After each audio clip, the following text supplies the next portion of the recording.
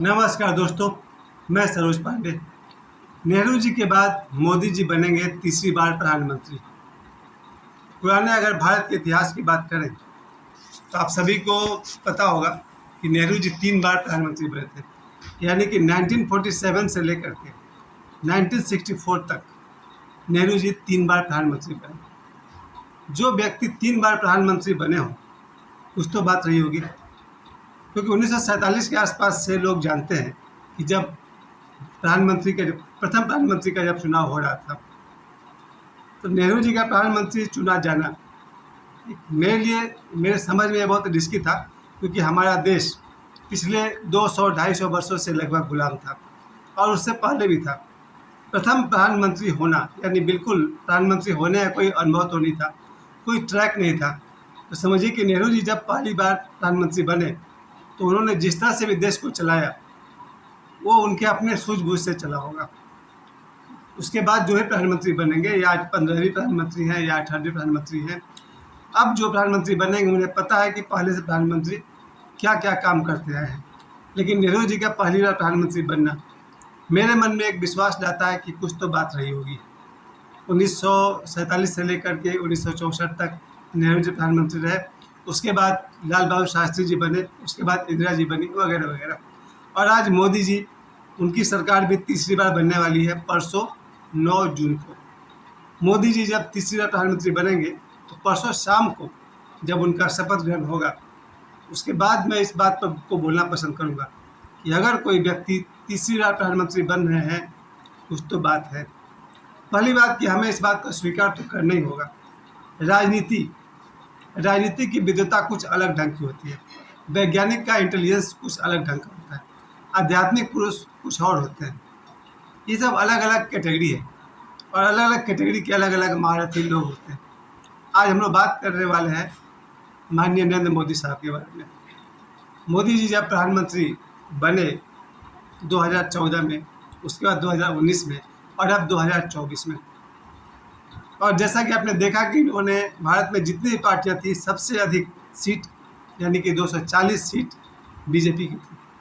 BJP का 240 seat को जीतना इस बात को बताता है कि भारत की सबसे बड़ी पार्टी, विजयी पार्टी अगर कोई है तो भारतीय जनता पार्टी। उसके बाद कांग्रेस, जिसने 99 या 100 कहिए 100 सीट्स जीता, ये दूसरे नंबर पर है। और उसके बाद अन्य पार्टियां हैं। नेहरू जी के समय में क्या रहा होगा, यही कांग्रेस पार्टी नंबर 1 रही होगी। कुल मिलाकर देखने वाली बात यह है कि अब मोदी जी की जो सरकार जो बनेगी परसों 9 जून को, उसके बाद से मोदी जी इस देश को किस तरह चलाएंगे। इसके साथ साथ आज मेरे मन में ये भी आया था कि आज शुक्रवार है, थोड़ी समृद्धि और थोड़ी धन दौलत की बात कर लें। अंग्रेज़ों ने या मुग़लों ने जिस तरह से भारत को लूटा था, उसके बाद भारत को अपने पैरों पर खड़ा करना नेहरू जी की सबसे बड़ी जिम्मेदारी रही होगी। जब देश हमारा आज़ाद हुआ और हमारे देश का कमान हमारे देश के प्रधानमंत्री नेहरू जी के हाथ में आया, उसके बाद से देश का विकास उन्होंने किस तरह से किया होगा, कौन कौन उनके गाइडलाइंस रहे होंगे। क्योंकि उसमें गांधी जी थे नहीं, पटेल जी थे नहीं। गांधी जी 1948 में जा चुके थे, सरदार पटेल जी 1950 में जा चुके थे, गांधी जी 1948 में जा चुके थे। तो नेहरू जी ने किस तरह से इस देश को संभाला होगा, उनके गुण की मैं प्रशंसा जरूर करूंगा। एक और बात जो मुझे पर्सनली मालूम है कि जब ओशो 17 साल के थे तो मस्तू बाबा ने ओशो को मिलवाया था नेहरू जी से, और नेहरू जी के साथ ओशो की निजी मुलाकात से पता चला कि वो एक असाधारण प्रतिभा के धनी थे। राजनीतिक पॉलिटिशियन ओशो कहते हैं कि वो तो दुर्भाग्य से बन गए। स्वयं नेहरू जी को भी पसंद नहीं था पॉलिटिशियन बनना, लेकिन उस समय की मांग थी, देश की ज़रूरत थी, देशों को अंग्रेज़ों को हाथ से छुड़ाना था, भारत को अपने पैरों पर खड़ा करना था। इसके लिए नेहरू जी पॉलिटिक्स ज्वाइन किए और नेहरू जी के ओशो से बहुत अच्छे संबंध रहे अंत तक। इसके बाद अब जब मोदी जी की सरकार जब चल रही है, भाजपा की सरकार चल रही है, और ये देखा जाए तो बहुत सारे अन्य पार्टियां हैं जिसमें कि अब मोदी जी सिर्फ अपने बल पर, सिर्फ भाजपा के बल पर सरकार नहीं बना पा रहे हैं। मोदी जी को हमेशा से यह हाल से लगता था कि 272 सीट तो स्वयं अकेले ही ला देंगे, लेकिन इस बार समय का चक्र ऐसा चला कि मोदी जी अकेले 272 सीट नहीं ला सके। पूरा करने के लिए अन्य पार्टियों का भी सहयोग लेना पड़ रहा है। विशेष नाम, 2 नाम तो आप सभी जानते हैं कि पिछले 4 जून से सुर्खियों में है कि मोदी जी ने नीतीश जी से भी सहयोग मांगा है और नीतीश जी सहयोग कर रहे हैं। इसके अलावा चंद्रबाबू नायडू जी का सपोर्ट भी है मोदी जी के साथ, और उसके साथ अन्य कई लोगों का सपोर्ट है। तो कहते हैं ना, डेमोक्रेसी, जनता का शासन, लोकतंत्र, प्रजातंत्र। इस बार भी वही हो रहा है कि भाजपा की जो सरकार बन रही है, इनमें कई अलग अलग पार्टियों का, अलग अलग नेताओं का सहयोग मिल रहा है। इसके दुष्परिणाम तो कुछ भी नहीं है, सुपरिणाम बहुत सारे। हालांकि एक और कहावत है, मैनी माइंड्स, बहुत सारे दिमाग, कोई बहुत अच्छी चीज़ तो नहीं होती है, लेकिन बहुत सारे लोगों के राय सलाह से कोई काम करना बहुत अच्छी चीज़ होती है। अब जो मोदी जी की सरकार चलेगी, उनमें सिर्फ निर्णय करने वाले सिर्फ मोदी जी नहीं होंगे, या उनके जो शीर्ष पर 3-4 साथ में जो लोग रहते हैं, सिर्फ उनका ही योगदान नहीं होगा। अब मुझे लगता है कि अब जो मोदी जी की सरकार बनेगी, उसमें अन्य जो भी पार्टियां शामिल हुई हैं, जिनका सहयोग है, उन सब से मिलजुल करके हमारे देश का काम होगा।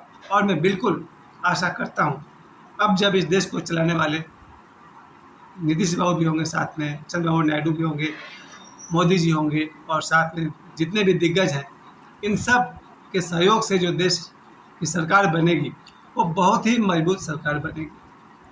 मुझे इस बात की बहुत खुशी है कि भाजपा सरकार इस बार जो काम करेगा, जैसे अब तक भारत का नाम पूरी दुनिया में रोशन हो रहा है, दुनिया के सैकड़ों देशों में भारत को मान सम्मान फिर से मिलने लगा है, और भी बहुत सारी उपलब्धियां हैं भारत की।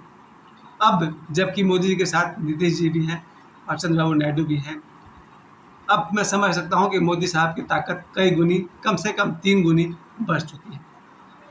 हमारा देश निश्चित रूप से विश्व में अब विश्व गुरु होगा ही होगा, और अब देश जो प्रगति करेगा। हाल में आप सभी जानते हैं, अयोध्या के वासियों से पूरा देश नाराज हो गया कि अयोध्या से भाजपा कैसे हार गई। मैंने 2-3 दिन पहले इस पर एक वीडियो बनाया भी था, अयोध्या से भाजपा कैसे हार गई। अब इन 2-3 दिनों से ये बात, चूँकि मैं खुद अयोध्या नहीं जा पाया हूँ, मेरे साथी यहाँ से श्री जयप्रकाश मिश्रा जी गए हैं, मेरे बड़े भाई श्री विश्वनाथ गोस्वामी सर गए हैं, ये लोग अयोध्या घूम करके आए। मेरा दोस्त श्यामू भी गया था। मैं अयोध्या खुद नहीं गया हूँ, इसलिए मैं नहीं कह सकता हूँ अयोध्या में क्या हुआ था, लेकिन इधर जो 2-3 दिनों से जानकारी मिली है, उससे मुझे यही पता चला है कि अयोध्या के लोगों ने भाजपा के साथ सहयोग तो नहीं किया, कोई विरोध भी नहीं है। एक तो सबसे बड़ी बात, जो अयोध्या को इंटरनेशनल एयरपोर्ट मिलना बहुत ही बड़ी ख्याति की बात है। अयोध्या के सड़कों का चौड़ा होना, अयोध्या का विकास होना, अयोध्या को रोजगार मिलना बहुत बड़ा विकास की बात है। आज देखा जाए तो अयोध्या के जो श्री राम मंदिर से लेकर के 10 किलोमीटर तक, 20 किलोमीटर तक कई लोगों को रोजगार मिल गया है। वहाँ जो लोग जाएंगे, वहाँ पर लोग अपना होटल बना सकते हैं, खाने पीने के लिए, आवास के लिए दुकान खोलेंगे, और मुझे लगता है कि हज़ारों लोगों को, या कहिए लाखों तो नहीं कह सकता हूँ, लेकिन हज़ारों लोगों को रोजगार जरूर मिला है। धीरे धीरे अयोध्या के लोग इस बात को समझ रहे हैं और समझेंगे। और भगवान श्री राम के बारे में तो मैं एक लाइन में कह सकता हूँ, जिन्हें स्वयं भगवान श्री कृष्ण ने सम्मान दिया है, उन्हें कौन नहीं सम्मान देगा। याद कीजिए, गीता के 10वें अध्याय में भगवान श्री कृष्ण ने क्या कहा है, शस्त्रधारियों में मैं श्री राम हूँ। मैं फिर से इस बात को दोहरा दूँ, गीता में भगवान श्री कृष्ण ने 10वें अध्याय में कहा है, मैं शस्त्रधारियों में श्री राम हूँ। तो जिन्हें भगवान श्री कृष्ण सम्मान दे रहे हैं, उन्हें अयोध्यावासी क्यों नहीं सम्मान देंगे, जरूर सम्मान देंगे। भगवान श्री राम को सम्मान देने से हमारा कुछ घटता ही नहीं है, बल्कि हमारा कुछ बढ़ता है, हमारी शक्ति बढ़ती है, हमारा संकल्प बढ़ता है, हमारा स्वास्थ्य बढ़ता है। एक समय आएगा जब आप भी समझ जाएंगे कि भगवान श्री राम का नाम लेने से भी हमारे शरीर में WBC की संख्या बढ़ सकती है। अगर हम श्रद्धापूर्वक राम राम का मंत्र जप करेंगे, तो हमारे शरीर में WBC की संख्या बढ़ जाती है, जिससे कि हमारा शरीर और स्वस्थ रहता है। और भगवान श्री राम का नाम तो मोक्षदायी है। मैं भी कहता हूँ अपने बल पर, चाहे बड़े से बड़ी बीमारी हो जाए, या बड़ा से बड़ा ऑपरेशन का नौबत आ जाए, या बड़ा से बड़ा युद्ध वाला संकट आ जाए, अगर ज़रूरत पड़े और आदमी अगर श्रद्धा से भगवान श्री राम को याद करे, तो फिर भगवान श्री राम संसारी संकट से तो मुक्ति दिला ही सकते हैं, संसार से मोक्ष भी दिला सकते हैं। भगवान श्री राम को भगवान कृष्ण ने पहचाना, मैंने पहचाना, तो अयोध्यावासी भी जरूर पहचानते हैं। चलिए, मैं बहुत सारी शुभकामनाएं देता हूं मोदी सरकार को, यानी कि 9 जून को बनने वाली सरकार को, इसमें मोदी जी के सहयोगी रहेंगे नीतीश कुमार जी और चंद्रबाबू नायडू साहब। और मैं आशा करता हूं और ढेर सारी शुभकामनाएं, हमारा देश इस बनने वाली सरकार से बहुत बहुत प्रगति करे, यहाँ तक कि दुनिया में सफलता पर नंबर 1 हो। मुझे समय देने के लिए आप सभी को बहुत बहुत धन्यवाद। प्रणाम।